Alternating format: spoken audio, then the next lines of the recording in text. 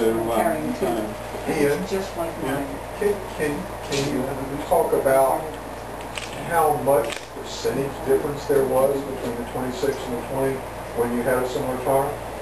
Yes. Like 5% or like 30%? Well, the other very interesting thing was that it wasn't just me doing it. Alex Moulton did a lot of tests because he was testing his 17-inch tyres against the 27-inch tyres, and he found the same section size and the same pressure, there was a 6% better rolling resistance with the smaller tyres. 6%? 6%. Okay. Now, we might ask why, and the reason that I found for the smaller tyres rolling better was this, that when you look at the footprint of the tyre on the ground, what you'll find with a larger tyre is that you've got a more oval section. And with the same area, what you've got is the circumference of that is larger. Okay. So the friction is taking place where the tyre is bending. So with a smaller tyre, you get a rounder contact patch and with less bending. With a less circumference on your contact patch. Yes. Yeah. My second question was, you mentioned Reynolds 531. Are you using TIG welding or gas welding? We were always using MIG welding to start with, yeah. Okay. But lately we've gone over to doing TIG welding, not because it's stronger or anything, but simply it looks better. It looks better, it's easier to find people, I would think, or is it harder to find people with TIG welders? I don't think there's any difference really. I mean, it's easier to MIG weld, I think, than to TIG weld. Yeah. I suppose on that theory, the larger tyre would have better traction in wet weather because they have a better footprint than the smaller tyre, not really.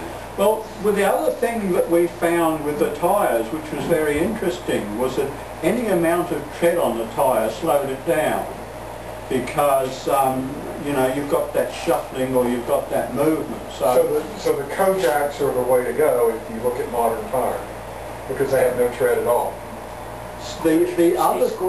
The other thing is that the rolling resistance of the tyre is proportional to the square of the thickness of the tyre. Oh. Yeah. Say that again, please. He's taking notes now. The rolling resistance of a tyre is proportional to the square of the thickness. So if you double your tyre thickness, you're getting 4 times the rolling resistance. Thinner or better? Yeah. Thinner or better. Yeah. So you're talking about the roll of the tire? Yeah. I'm talking about the tread of the tyre. Right, the tread, okay. Yeah.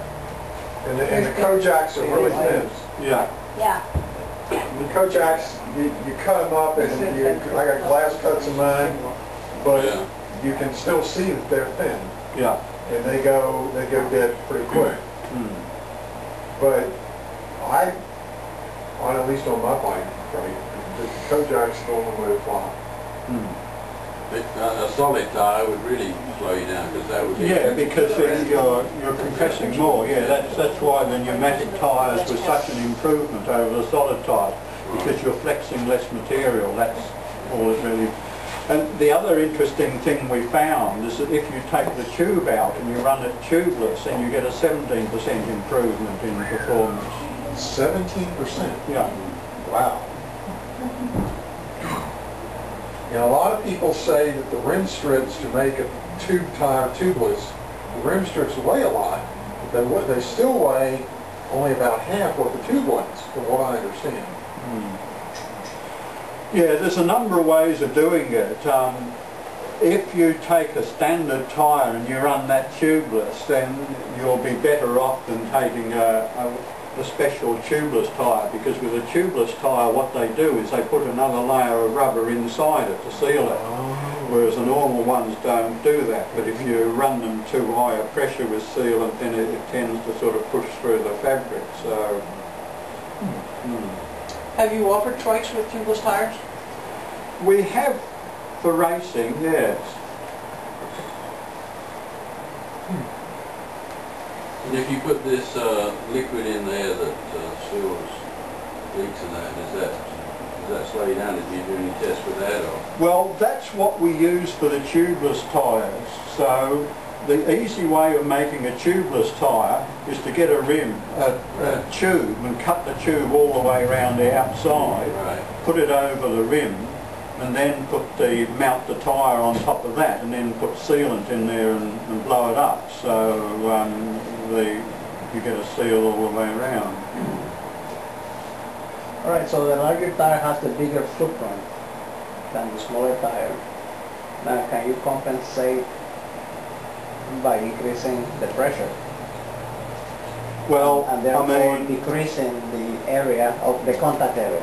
yeah, well this is why, as you pump the tyres up, you get the smaller footprint and it rolls easier. I mean, the more pressure you put in, the easier the tyre will roll, so long as you've got a smooth surface. But if you've got a rough surface, then there's usually a sweet point for the pressure, because too much pressure and you'll get too much vibration and you'll lose your vibration. So really your pressure should be adjusted to your road. If you're going on a real smooth road, you know, it's best to use a high pressure. But if you're going on a fairly coarse road, then it's better to let the pressure down a little bit.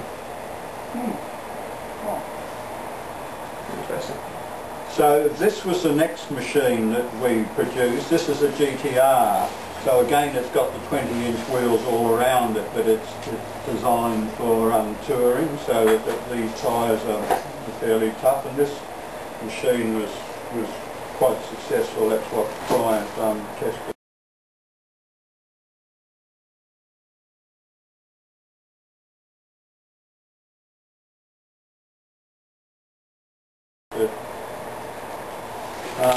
I started working in my home garage. I built a really good garage out of limestone, but after a couple of years I just couldn't get enough workers in it, so we started leasing this factory here, and you can see all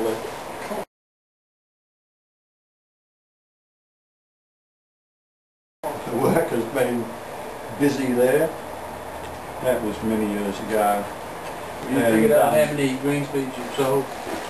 About 3,000 or more, I think. And it wasn't long before that factory wasn't big enough, and we had to put a mezzanine floor in to take stuff up above and assembly down below here. And even then, it wasn't too long before that was too small, and we had to get another factory. Oh, these are the tandems here. This is another factory. You can see that there's quite a lot there. If we go back here a little way, this was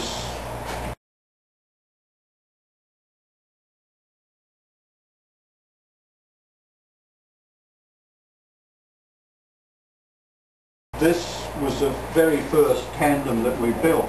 They are having too much fun. Oh, they are. They absolutely are. What happened here was a school came to us and they had a severely disabled boy and they wanted to take him on the Great Victorian Bike Ride. So they said, you know, can you build us a tandem? And I'd thought about that before, and I thought you'd need 4 wheels for a tandem to make it stable, but I realised because this guy didn't need pedals, that we could just stretch one of our ordinary trikes. Oh, that's true, right. Yeah, so that was virtually one of our ordinary trikes, just stretched enough to get this guy in there, you know, without the pedals. And what I found very interesting was that even the students were able to pedal him. This is a female teacher here, but we had this adjusted so you could have a 6'6" teacher or, you know, a 5-foot student on the front there. And in fact they did quite a few Great Victorian bike rides with this guy, and I remember once I was also on the Great Vic and with a tandem, and I had my daughter on the back, you know, and these guys had said to me, you know, well, we have trouble sort of keeping up with the school pack. And I said, well, what you really need to do is you just need to sit in the slipstream of the school pack and you'll be right.